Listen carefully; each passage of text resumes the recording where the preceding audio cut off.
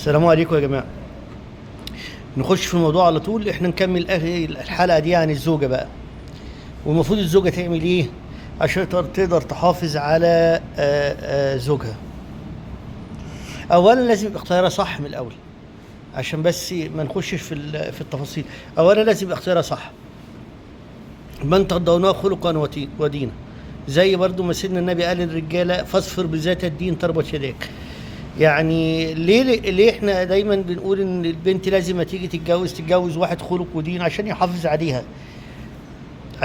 عليها، طيب ايه المشاكل اللي ممكن تحصل من الزوجة وبسببها ممكن الزواج ينهار والكلام ده كله؟ يعني اولا تكون متسلطة، يعني تكون واحدة عايزة تمشي جوزها زي ما هي عايزة. ما ينفعش.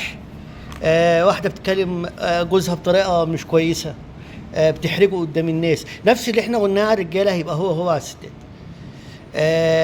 العلاقة الحميمية برضو مهمة جدا، إذا كانت هي ما بتوفرلوش ده يعني.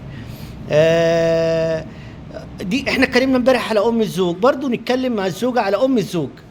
برضو ده أمه، يعني ما تقعديش تحطيها إن أنت راس براس، هي في النهاية أمه، فدايما تهتمي بيها. صدقيني انت لو اهتميتي بام جوزك هتاكلي عقل جوزك وهتاكلي عقل حماتك، يعني او مامة زوجك زي ما بيقولوا. يعني لازم تهتمي بيها، لازم تعامليهم كويس، لازم تكلميهم كويس، لازم تراضيهم.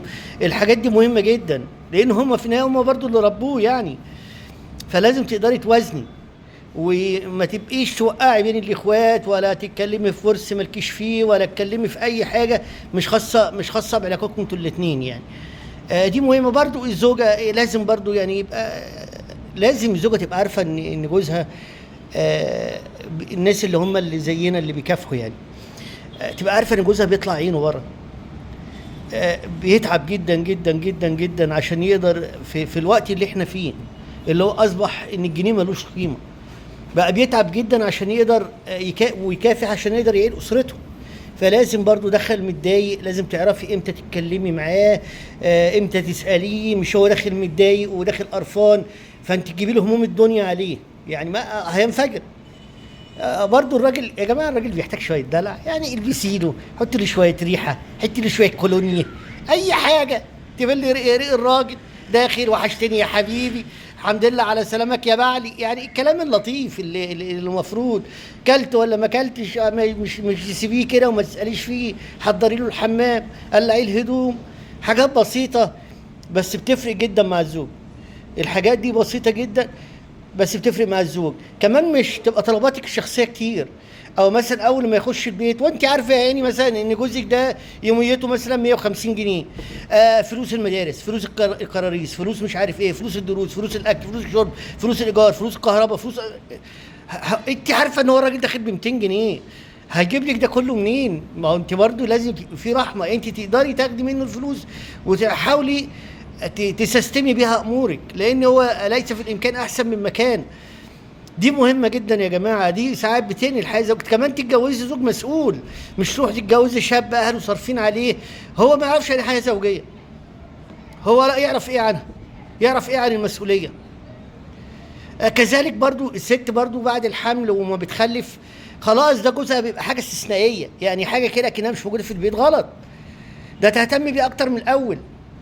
ده احنا عندنا الزوجه المصريه اللي هي يعني شايله هم العيال والبيت والحاجات دي وقاعده في البيت، لما بتخلف ما بتعرفش جوزها، عادي الامور ماشيه. لا، الزوج بيزعل ان انت ما بتهتميش بيه.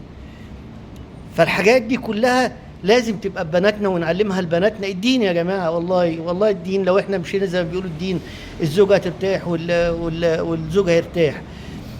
لازم برضو تبقي على مهلك عليه، تهتم بطلباته، تهتم، لانه هو المفروض بيبادلك نفس الكلام ده.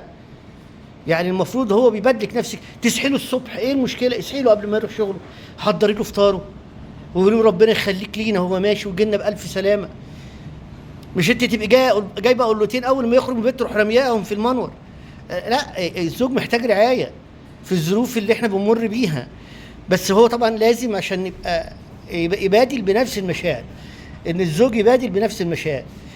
حبيه وخافي عليه، لاني هو بيبقى محتاج ده، البسي له. ما تجيش بعد كده تقولي جوزك بيبص لبره وانت اساسا يعني لا، الهدمه اللي عليك ما بتتغيرش ليل ونهار. ما بتحطلوش شويه ميك اب لما يروح، تحطلوش شويه كولونيا، شويه اي حاجه يعني. بقى الراجل لازم يشوف ده ببيته. بس وبعدين ربنا يوفقكم وربنا يكرمكم وتخلفوا بنين وبنات وحاجات حلوه يعني. مع السلامه.